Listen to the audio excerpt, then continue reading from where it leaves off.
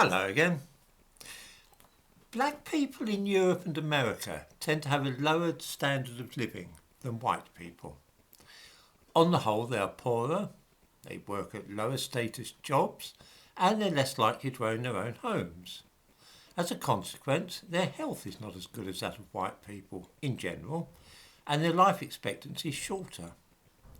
The important question is, what is it that brings about this state of affairs? The traditional and orthodox view is that this is all caused by racism. Teachers tend to penalise black children more harshly and see them as troublemakers before they've even done anything. They focus attention more on promising white and Asian students, essentially writing off the black kids. This, combined with a racist police force and judicial system, sets the balance against black student achievement from the very beginning. This inferior educational experience results in lower qualifications for black teenagers, which, combined with prejudice on the part of employers and universities, dooms them to a life of low expectations. This orthodox view certainly explains much of what is seen, which is to say it is plausible. Is it true, though? If it is, then many of the things that we see, such as racial balancing in admissions to universities and positive discrimination in employment, might be justified to make up for the disadvantages which are holding black talent back. Of course, there may be another explanation, and I want to explore that a little today. In the 1960s and 1970s, a number of researchers came up with an alternative hypothesis which they felt would explain much of what was seen with ethnic inequality in society. It was a simple explanation and it did not require the idea of racial prejudice. Unfortunately, because it posited real and actual differences between people of African heritage and those whose families had a white European origin, this was felt to be dangerous ground, and so there was no appetite to pursue the findings. Nobody has explored this for some time. Take the experiments conducted almost 50 years ago in 1972. I give a reference for these in the description to this video. A mixture of black and white children, all 11 or 12 years of age, were given a test to complete with the offer of a reward at the end of it. This consisted either of a single 45 record, the kind of vinyl disc which plays one song on each side, which they could have at once, or 3 such records which would be given to them in 3 weeks' time. 80% of the white children chose to delay gratification by waiting 3 weeks in order to receive a greater reward. Only half the percentage of black children chose that policy. There was some difference for the black children whether or not it was a white experimenter or a black experimenter who made the offer. They trusted the black people more than the white, but even when they trusted the black experimenter, it was still only a matter of 56% that would take the deferred gratification rather than the 80% of the white children. The colour of the researcher made no difference at all to the white children. Other research was done with much younger children and came up with a similar result. When the small children were offered 1 marshmallow now, or 2 or 3 marshmallows in half an hour, the white children tended to delay and wait for the greater treat. The black children mostly chose an immediate gratification. Of course, some of this may well have a lot to do with class and poverty as well, but even taking such things into account, the effect seems to remain. Black children veer towards instant gratification, and white children tend to delay it if a good reason presents itself.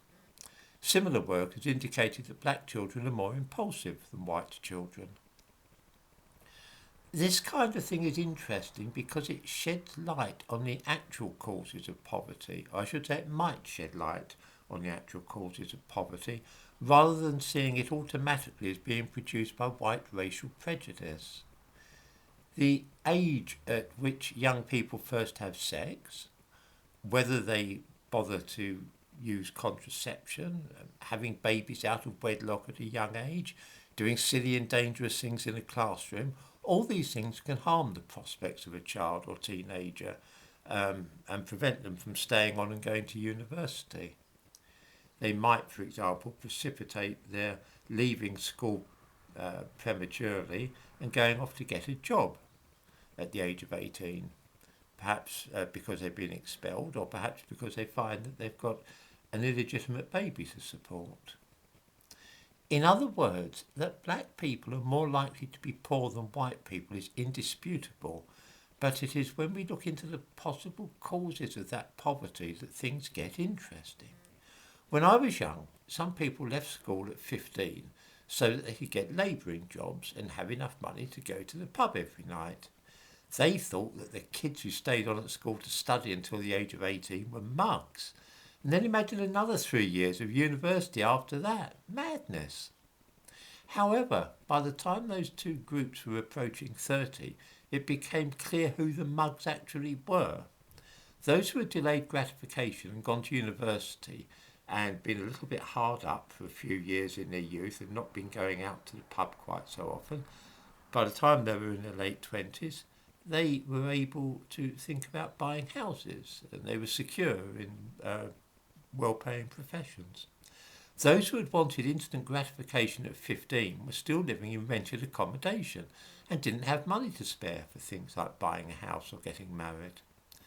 The deferring of gratification is an essential part of growing up, and it's bound up with the physical process, the maturing of parts of the brain.